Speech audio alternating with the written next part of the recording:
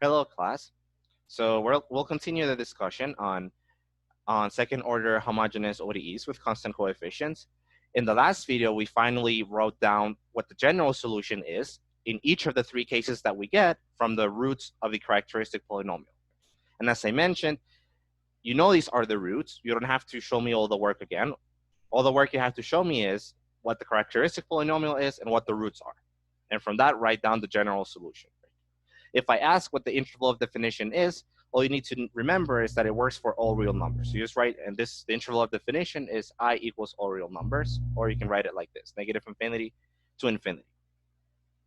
So that's what we did in the previous video. And again, this is basically, if I were to write notes and I wanted to write like a summary of all we did, this would be the summary, right? So now let's do an example. Find the general solution to the following ODEs. We have three of them, and hopefully, if I'm not mistaken, we have one for each case. Okay. So let's start with part A. So it's homogeneous, second order, with constant coefficients. Okay. So first, you have to find what the characteristic polynomial is. And remember, this characteristic polynomial is easy to find. Just whatever's in front of your derivatives, those are going to be the coefficients. Right? So 2 is going to be the coefficient of r squared because 2 is the coefficient of the second derivative. So basically, the second derivative matches the power of r that you're writing in your polynomial. Minus 5 is in front of the first derivative. So it's going to be in front of r to the 1, right? This first derivative, first power of r. Then we have a minus 3, and that's the constant. So that's P of r. Now we have to find what the roots are. So let's set 2r squared minus 5r minus 3 equals 0. Now you can try to factor this or use the quadratic formula immediately. Either way is fine. I don't remember if this factors, but I'm going to try it just in case. So let's see if we can factor it. So I think this is going to be...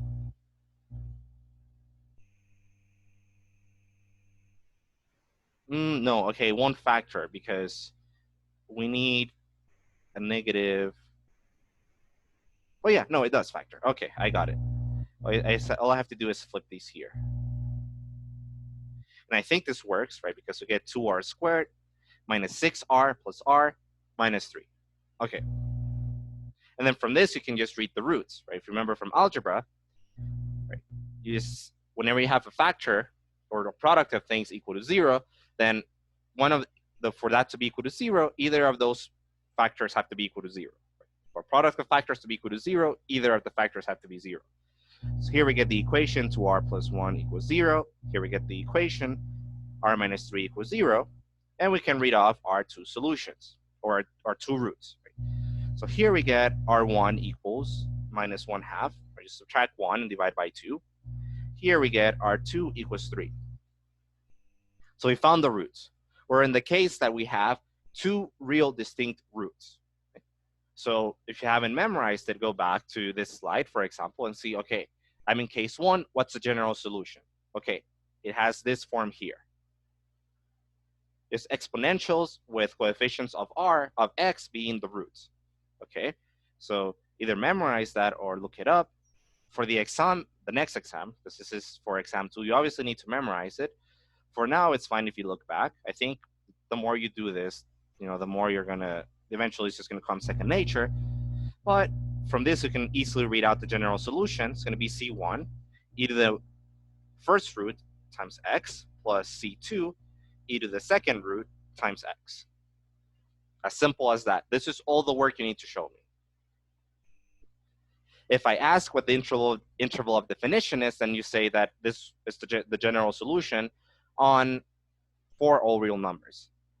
Here, it'd be nice to write something like, is the general solution, so I know that in fact you know that this is the general solution. Or, circle it or put a square, something that lets me know that this is what you think is the general solution. Okay, so that's the first one. As you see, very easy. Now let's do the second one. y double prime minus 10y prime plus 25y equals 0. Again, this is second order linear constant coefficients, so all we have to do is find the roots of the characteristic polynomial. So, as before, let's first find what the characteristic polynomial P of R is. And again, just look at the coefficients of the derivatives, right? So the coefficient of the second derivative is 1.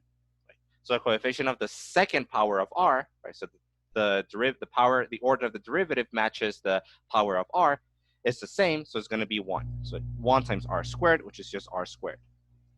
Now the coefficient of the first derivative is minus 10.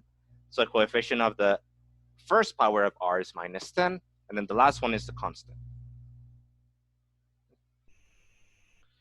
Now we want to find the roots, so let's see what we get. Again, you can either try to factor or immediately use the quadratic formula. I'm going to try to factor because I think it does. So let's set it equal to 0.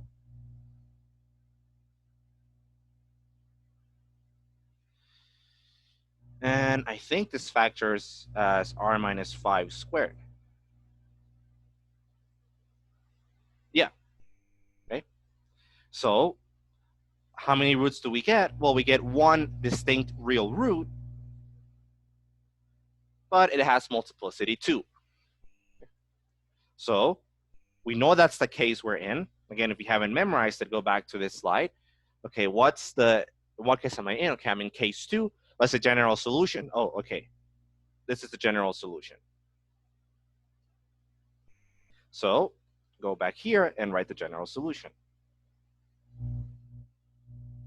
Oh, I wrote it in red last one. Let me write it in red. The general solution is y of x equals c1 e to the rx. In this case, r is 5. So e to the 5x plus basically the same thing, but you add an x. Again, as simple as that, and this is all the work you need to show me. Let's go to the last one, which I believe is going to be, hopefully is going to be the third case, when we have two distinct roots with an imaginary part.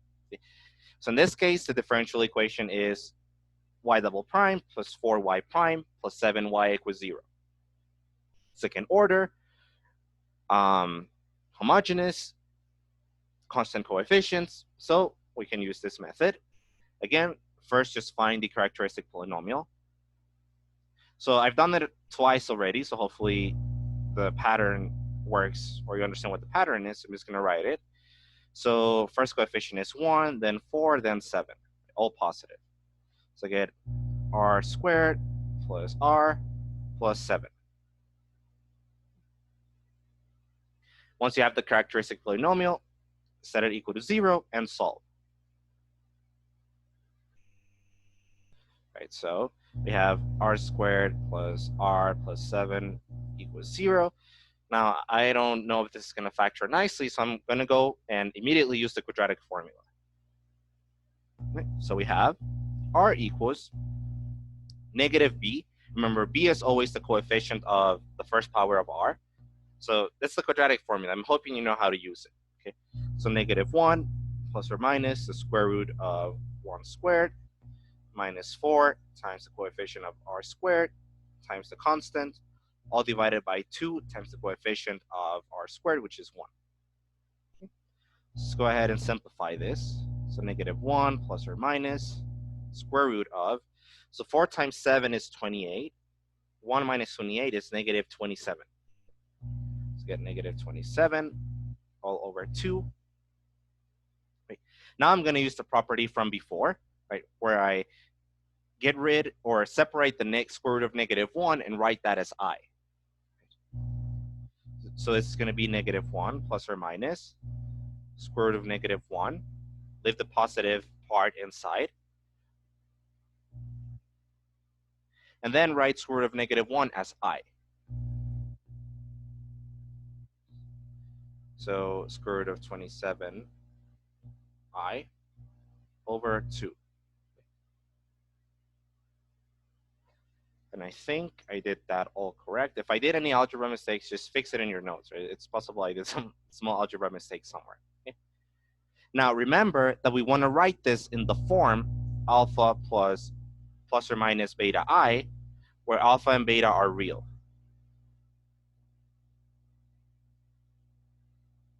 Okay. That's all we need to do before we look at what the general solution is. Okay. But I can do that easily because I can write this as -1/2. So separate the fraction, plus or minus square root of 27/2I. So that's R. Now, once you find R like this, all you need to do is identify what alpha and beta are. So alpha is this, and beta is always whatever is multiplying the I. Okay, so now if you haven't memorized it yet, go back to this slide. Okay, so I'm in two distinct roots with imaginary parts case. I've identified alpha and beta, so now I know what the general solution is. Okay, the general solution is this thing here. Okay, alpha is in the exponent of the exponential, and beta is inside the cosine and sine functions. Okay, that's all I need to know. So I go down here and I write the general solution.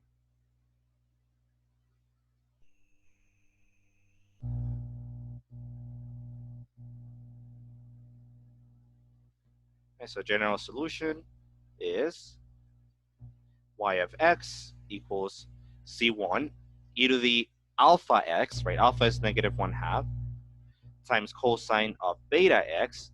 Beta is square root of 27/2 plus c2 e to the again alpha x. Alpha is -1/2 times sine of beta x. Beta is square root of 27/2. I forgot the x here. And that's the general solution. As simple as that. Again, all you need to do is identify what the characteristic polynomial is, find the roots, identify what case you're in, and then use basically this formula sheet, if you haven't memorized it, to write down the general solution. Okay? So in terms of examples, they're all going to be like this. So I think this is enough in terms of examples in the lecture. So this is going to be the end of these sections. So as I mentioned in the previous video, in the next one, what we're going to do is ask, can we make this more general? What if we don't want to make it homogeneous? What if we just want to work with a second order, linear, constant coefficients, but not necessarily equal to 0? Right? What do we do in that case? How do we find the general solution? That's what we're going to see in the next video.